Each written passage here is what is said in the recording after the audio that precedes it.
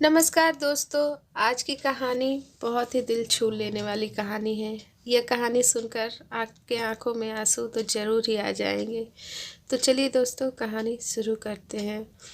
वो फौजी के साथ ब्याह कर ससुराल आई थी। कुछ ही दिन की छुट्टी मिली थी फौजी को। फौजी जानता था कि छुट्टी ख़त्म होने के बाद कई महीनों की विरह की आग में जलना पड़ेगा ही।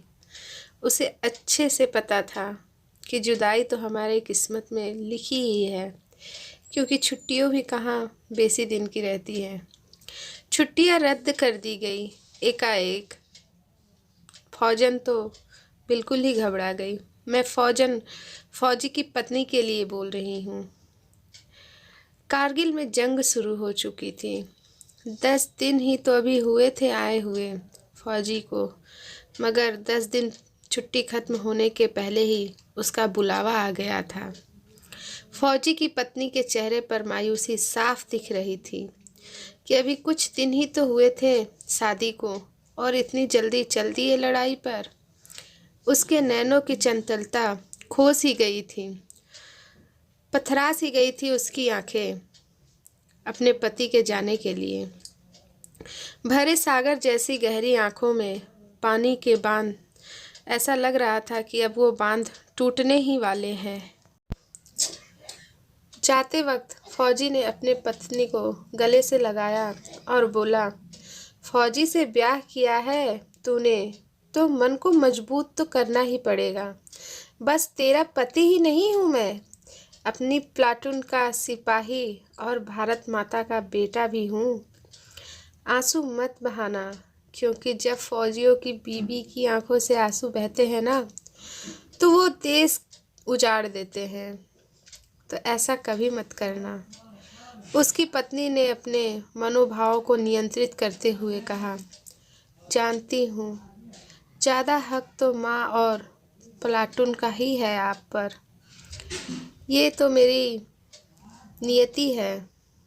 मुझे पता है जो आप मुझे बताना चाह रहे हो, जो आप मुझे सिखाना चाह रहे हो, मगर क्या करूं, ये मन ही है जो नहीं मानता। आप पर ये दोहराता तो सराहना ही पड़ेगा। जाइए, कर लीजिए अपने भारत माँ की सेवा। फौजी ने बाहों का कसाव मजबूत करते हुए कहा, अरे ये कैसी बात कर रही हो तुम। सबकी मांगों का सिंदूर सलामत रहे। भैया दूज पर किसी बहन की आंखों में आंसू ना हो, और होली पर हर माँ खुशी से व्रत रख सके। बस इसलिए ही तो फौजी सीमा पर खड़ा होता है। फौजी की पत्नी के चेहरे पर एक मुस्कान फैल गई और वो बोली, जानती हूँ मैं, और इसका अभिमान भी है मुझे कि मैं फौजी की मान रखूँगी। आप जाइए। फौजी ने अपनी आंखों में याचना के भाव लाते हुए कहा, कल मैं जब सुबह चला जाऊंगा तो तू मुझे उस समय दुल्हन की तरह सजकर ही विदा करना। वैसे भी अभी तो तू नई नवेली दुल्हन ही है। उसकी पत्नी की मुस्कुराहट में प्रेम से भरी स्वीकृति थी, मानो वो भी बोल रही है कि जैसा आप चाहो। फौजी को विदा करने के लिए उसकी पत्नी ने 16 श्रृंगार किए। आज वह उस दिन से भी ज़्यादा खूबसूरत, ज़्यादा सुंदर लग रही थी जिस दिन वो दुल्हन बनकर फेरों पर विदा होकर फौजी के साथ आई थी। तभी फौजी ने अपनी पत्नी की चुटकी लेते हुए कहा, मुझे तो पता ही नहीं था तू बनाव श्रृंगार में इतनी माहिर है। आज तुझे देखकर ऐसा लग रहा है कि तुझसे सुंदर तो कोई हो ही नहीं सकता, तुझसे सुंदर तो कोई दिख ही नहीं सकता। फौजी की पत्नी ने भी अपने पति की चुटकी लेते हुए कहा, कहीं फौजी का मन तो नहीं डोल रहा, कहीं फौजी अपनी प्लाटून को दगा तो नहीं देगा, कहीं फौजी अपने प्लाटून को दगा देने की सोच तो नहीं रहा है। तभी फौजी ने कहा, ना रीना, ऐसा तो ये मन हो ही नहीं सकता। पलाटून से दगा, ये तो कभी ना हो पाएगा। तभी फौजी की पत्नी ने कहा, एक बार जीत कर आओ तो फिर अपने फौजी का स्वागत आज से भी ज़्यादा सुंदर श्रृंगार करके करूँगी। देख लेना, आज से भी ज़्यादा सुंदर लगेगी आपकी ये पत्नी। ऐसा श्रृंगार करूँगी जैसा कभी किसी ने ना किया होगा, ऐसा श्रृंगार जो कभी किसी ने सोचा ना होगा। फौजी ने बड़े ही आश्चर्य से कहा, अच्छा, इससे भी ज़्यादा श्रृंगार, इससे भी ज़्यादा सुंदर लग सकती हो? कुछ हो सकता है इससे भी ज़्यादा सुंदर क्या? फौजी की पत्नी ने कहा, जीत कर वापस आना और खुद देख लेना। फौजी ने बड़े ही प्यार, प्रेम से परिपूर्ण मुस्कान से उत्तर दिया, लेकिन कुछ बोला नहीं, बस उसकी चेहरे की तरफ देखता रहा और अपनी प्यार भरी मुस्कान अपनी पत्नी को दिया। फौजी की पत्नी ने अभिमान के साथ कहा, फौजी, जीत कर ही आना, आपकी ये फौजन आपका इंतज़ार कर रही है। तभी फौजी रुका और उसकी तरफ बिना देखे हुए कहा, हाँ, जीत कर ही आऊँगा। बस यही नहीं कह सकता कि मैं तुझे आगे बढ़कर गले से लगाऊंगा या तू मुझे आगे बढ़कर गले लगाएगी। इतना कहकर फौजी चल दिया अपनी पलाटून के साथ। फौजी की पत्नी ने उत्तर दिया, जीत कर आया तो तेरी कसम सारी लोक लाज भूलकर तुझे गले से लगा लेगी तेरी ये पत्नी। फौजी ने चलते चलते ही एक हाथ हिलाकर अपनी पत्नी की तरफ अभिवादन किया। युद्ध बिल्कुल चरम पर था। पता नहीं कितने घरों के चिराग ने अपनी आहुति दे रहे थे इस यज्ञ में। उस फौजी ने भी अपना धर्म निभाया।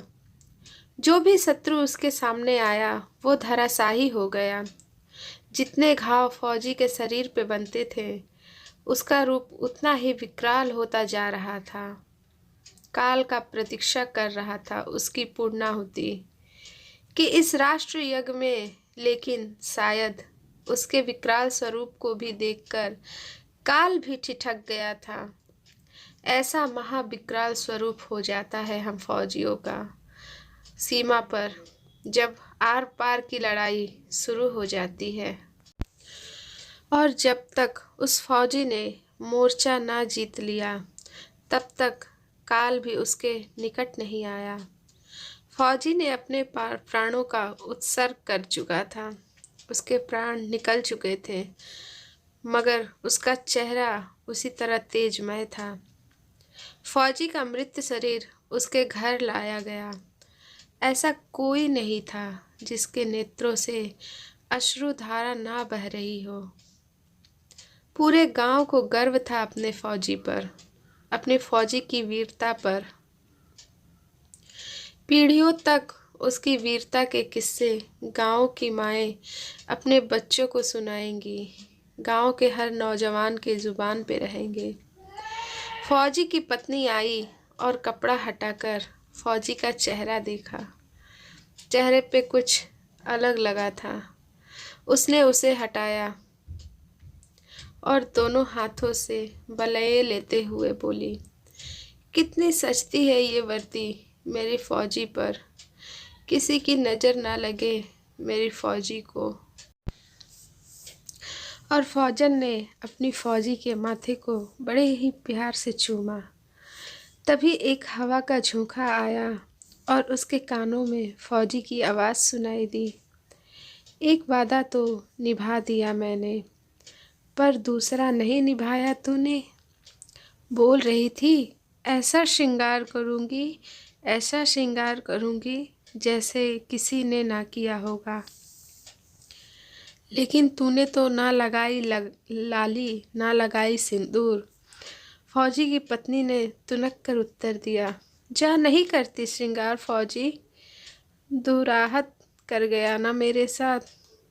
बस माँ से ही प्यार था तुझे, मैं तो तेरी कुछ लगती ही नहीं थी ना। इसीलिए तो छोड़ गया तू अकेला मुझे। फिर उसने फौजी के चेहरे को अपने हाथों में लेकर कहा, तेरी वीरता के मान का ऐसा सिंगार चढ़ा है फौजी कि अब किसी सिंगार की ज़रूरत ही नहीं मुझे। तूने अपना खून बहाया तो मैंने अपना सिंदूर वार दिया देश पे। माँ के चरणों में मेरा पूरा श्रृंगार निछावर है। तुझसे एक रत्ती भी कम नहीं है भारत माँ से मेरा प्यार फौजी। फौजी की पत्नी के चेहरे पर स्वाभिमान का तेज बिखर रहा था। एक भी आंसू नहीं था उसकी आंखों में। वो सौंदर्य की अप्रतिम प्रतिमा लग रही थी। रति और कामदेव से भी ऐसा श्रृंगार नहीं हो सकता जैसा श्रृंगार आज उस फौजी की फौजन ने किया था। मेरी आंखें तो कविता पढ़ते पढ़ते नम हो गई। माफ़ कीजिएगा, कहानी पढ़ते पढ़ते मेरी आंखें तो नम हो गई। आप बताइएगा आपके हृदय तक ये कहानी पहुंची या नहीं।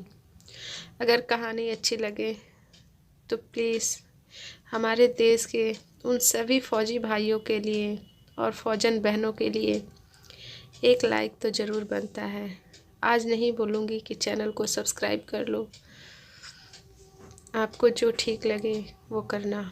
मिलते हैं नए वीडियो में, तब तक के लिए धन्यवाद।